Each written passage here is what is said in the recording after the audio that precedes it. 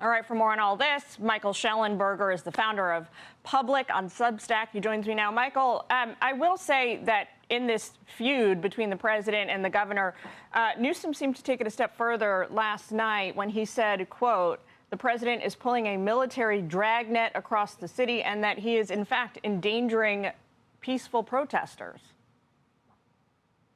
Hey, Jillian, it's great to be with you. I mean, look, I think the president is enforcing the law. You know, this is not that different from when the federal government moved to desegregate the South, and you had many southern states in the 60s that resisted those actions. And, you know, California is a pretty lawless place. I mean, we don't enforce many laws against public camping. That's why we have a homeless problem, open air drug dealing.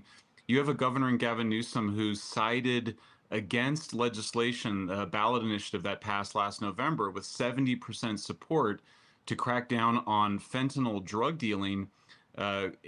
Since then, the governor has taken action to oppose enforcing that law. So we don't really have that law enforced right now. And you have a situation in LA where they've continually underfunded the police.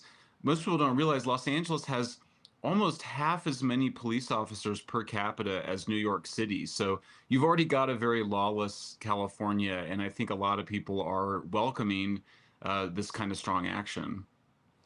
Take a listen to this. Data analyst on CNN, Harry Enton, want to get your response.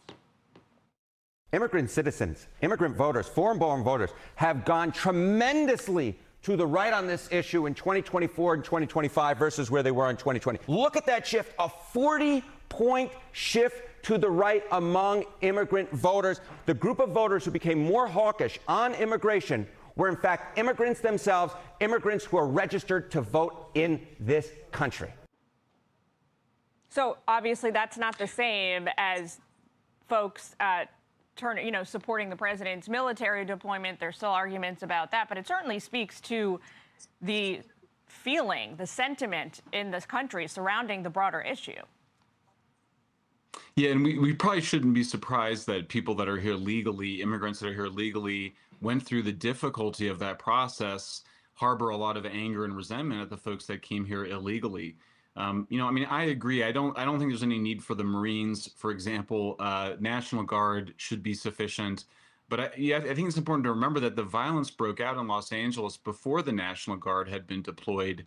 The governor had not called out the National Guard soon enough. He also failed to call out the National Guard soon enough to deal with the LA fires.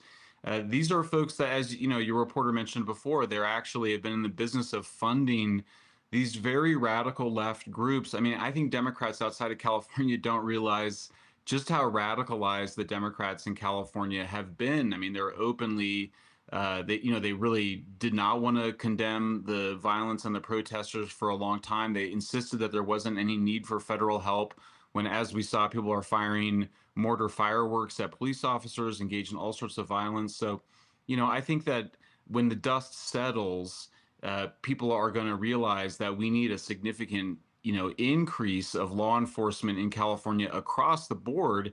And certainly if the federal government is going to do what President Trump was elected to do, they're going to need that backup from the National Guard. Michael, going to let you go, but thanks so much for joining us again today. Great to talk to you and get your perspective as always. I'm Steve Doocy. I'm Brian Kilmeade. And I'm Ainsley Earhart. And click here to subscribe to the Fox News YouTube page to catch our hottest interviews and most compelling analysis.